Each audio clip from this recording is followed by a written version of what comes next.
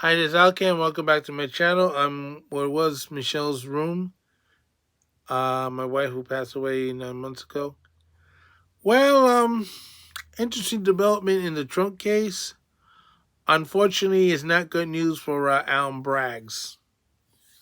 Since Alvin Braggs wanted to bring Cohen on the witness stand, guess who comes knocking on the door on the Trump side? You remember this guy, Michael Avenatti, who got himself into legal trouble when he was one time a lawyer for Stormy Daniels? He's knocking on the door and say, "Hey, I'd be happy to testify for you guys." Not good news for the Bragg team. Well, we'll see. But this is from the Independent, and normally I don't read stuff from them, but this is a little shocking development. Now, Michael Avenatti is not a guy who's a big Trump fan, but apparently he's willing to testify to get back at Michael Cohen. And I don't know why, but here it is. It says this great former Stormy Daniel lawyer says he will now testify for Trump. It says Michael Avenatti, the disgraced former lawyer from Stormy Daniels, has said that he's in touch with Donald Trump's legal defense team and is willing to testify on behalf of the former president at hush money trial. The defense has contacted me, Avenatti told the New York Post from prison. I'd be more than happy to testify. I don't know that I'll be called to testify, but I have been in a touch with the Trump defense team for a better part of a year. Avenatti is now currently serving a 19-year sentence for extortion, tax evasion, fraud, embezzlement, and other federal crimes at the Terminal Island, a maximum security federal prison in L.A. He did not provide any details about his conversation with the Trump defense team. The Stormy Daniels scandal capitated Avenatti into the public eye in 2018 when he was representing the adult film star whose real name is Stephanie Clifford or something. You know, like the red dog, Clifford. Daniel alleged an affair with Mr. Trump in 2006, Lori detailed, which has since emerged. And while the former president has constantly denied the affair, a payment of $130,000 to her ahead of the 2016 presidential election is now the center of his current criminal trial in New York. Once an enthusiastic critic of Mr. Trump, he hated his guts. Then the president, even penning a New York Times co-ed article in 2018 calling for his indictment, Avenatti has since switched to backing him in his legal quagmire and sees similarities in the current predicaments. There's no question the trial is politically motivated because they are concerned that he may be reelected. Avenatti told the Post, if the defendant was anyone other than Trump, this case would not have been brought in at this time, and the government's attempt to bring this case and convict him in an effort to prevent tens of millions of people from voting for him, I think it's just flat out wrong and atrocious, he said. Sorry, some of these words don't roll off my tongue very easily. I'm really bothered by the fact that Trump, in my view, has been targeted. 4 cases is just over the top, and I think there is a significant chance this is going to all backfire and it's going to propel him to the White House. Everybody said.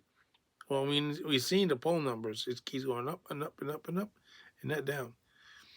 Depending what happens, this could constitute pouring jet fuel on his campaign.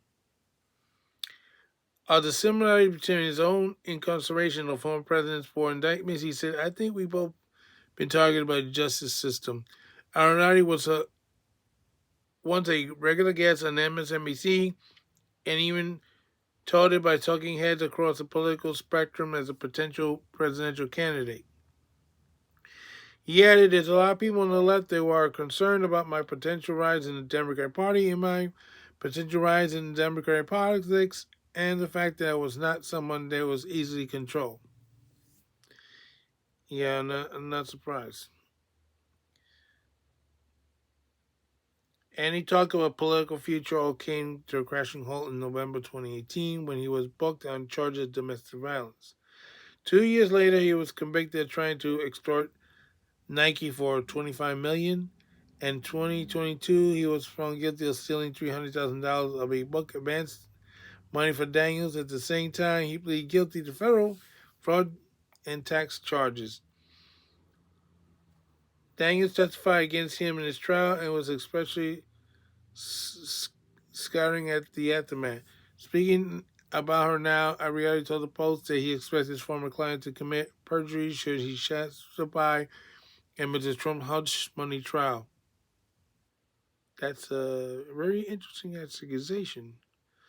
Stormy Daniels is going to say whatever she believes is going to assist Stormy Daniels and put more money in her pocket. Everybody said, if Stormy Daniels' lips are moving, she's lying for money.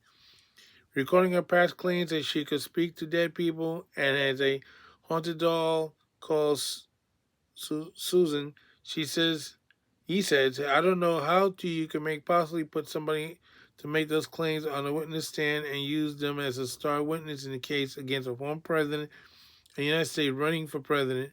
This is absolutely ludicrous to me. He now refers to her as a serial liar and says, I wish I had never met Stormy Daniels. I should have let her when I found her.